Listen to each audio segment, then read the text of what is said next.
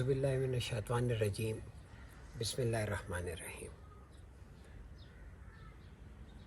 ایک بچے نے اپنی ماں سے سوال کیا کہ میں آپ کو کیسے خوش کروں، میں کیسے خوش کر سکتا ہوں۔ ایک بچے نے اپنی ماں سے پوچھا، اس بچے کے ذہن میں کیا تھا؟ پہلے تو یہ حساب لگائیں۔ بچے کے ذہن میں یہ تھا کہ اللہ مجھ سے 70 ماؤں سے زیادہ پیار کرتا ہے۔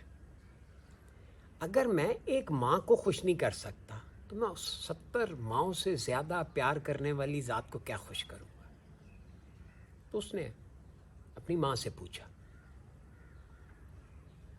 کہ پہلے میں ایک ماں کو تو راضی کر لوں، وہ 70 ماؤں کے برابر جو ذات ہے اس کو، ظاہر ہے اسی تناسب سے پھر میں اپنے اس عمل کو 70 گنا کر لوں گا، یا اگر زیادہ کر سکا تو اس سے زیادہ کر کے اس کو راضی کروں گا۔ سب کے ذہن میں کہ کسی طرح اللہ ہم سے راضی ہو جائے، اس بچے کے بھی ذہن میں تھا۔ اس نے ماں سے سوال پوچھا کہ میں اماں آپ کو کیسے راضی کروں، کیسے خوش کر سکتا ہوں؟ اس کی ماں نے اس سے پوچھا، تو بتا تو مجھے کیسے خوش کر سکتا ہے؟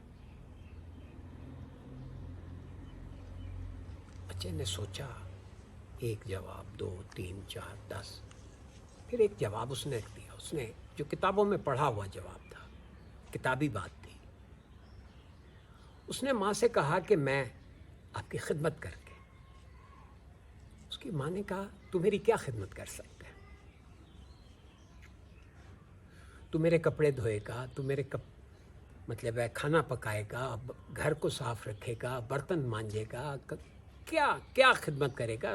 مجھے نہلائے گا یا میرے کپڑے چینج کرے گا، کپڑے استری کرے گا، کپڑے دھوئے گا، تو کر کیا سکتا ہے میری خدمت؟ وہ بچہ تو پزل ہو گیا، کیونکہ ظاہر ہے بنظر غیر دیکھیں تو اب یہ کتابی جملہ اس والدہ نے کس سلیقے سے اسے سمجھا دیا کہ خدمت تو میں کر رہی ہوں تمہاری۔ بچے کے ذہن میں آیا کہ ہم خدمت کر کے تو اللہ کو نہیں راضی کر سکتے، اللہ تو خود ہماری خدمت کر رہے ہیں۔ یہ ہمیں وسائل جو دے رہا ہے، یہ جو میں سانس لے رہا ہوں، یہ جو میں دیکھ رہا ہوں، یہ روشنی ہے، یہ ساری ہوا، یہ سب کیا ہے؟ یہ زمین، یہ سبزہ، یہ سب وسائل ہیں، یہ تو اللہ مجھے پرووائڈ کر رہا ہے، تو میں اللہ کی کیا خدمت کر سکتا ہوں؟ بچہ کنفیوز ہو گیا، بہت کنفیوز کیا۔ اس نے کہا کہ پھر آپ بتائیں۔ اس نے کہا، نا خود سوچو۔ ماں نے کہا کہ خود سوچو۔ لگی 1 دن 2 دن اسے دیے، وہ پوچھے تو ماں جواب دے، خود سوچو۔ خیر جی، اس نے کہا کہ چلیں میں ایک دوسرا آپشن ہے۔ اس نے کہا تابع داری کر کے، بڑا اپنا اس نے سکہ جمانے کی کوشش کی کہ جی میں ماں کو کہوں گا کہ میں آپ کا بڑا تابع دار ہوں تو ماں خوش ہو جائے گی۔ ماں نے کہا، لے تو نے میرا کیا بھلا کیا ہے؟ اگر تو نے تابع داری کی تو میرا کیا بھلا کیا؟ تو نے اپنا ہی بھلا کیا۔ اب یہ بچہ جو تھا وہ بالکل ہی چاروں خانے چت ہو گیا، یعنی ماں کو خوش کرنا یہ خدمت کے ذیل میں نہیں آتا، ماں کو راضی رکھنا یہ تابع داری میں بھی نہیں آتا۔ لیکن تابع داری کر کے ہم نے اپنا ہی بھلا کیا نا، اس سے ماں راضی ہوئی، خوش ہوگی، ٹھیک ہے کہ بچہ تابع دار ہے، لیکن وہ جو خوشی والی بات ہے وہ تو نہ آئی نا۔ فرق سمجھیں۔ اس بچے کے ذہن میں یہ سوال چلتا رہا۔ ایک دن اس کی ماں بڑے اچھے موڈ میں تھی تو اس نے اس سے پوچھا کہ امی وہ بات ادھوری رہ گئی ہماری، وہ کنورسیشن جو تھی۔ ماں نے بڑے شان استغنا سے اسے پوچھا، کیا؟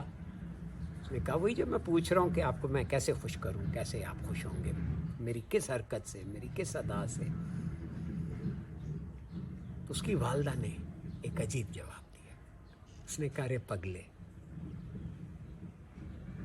ماں تو بچوں کو خوش دیکھ کے ہی خوش ہوتی رہتی ہے.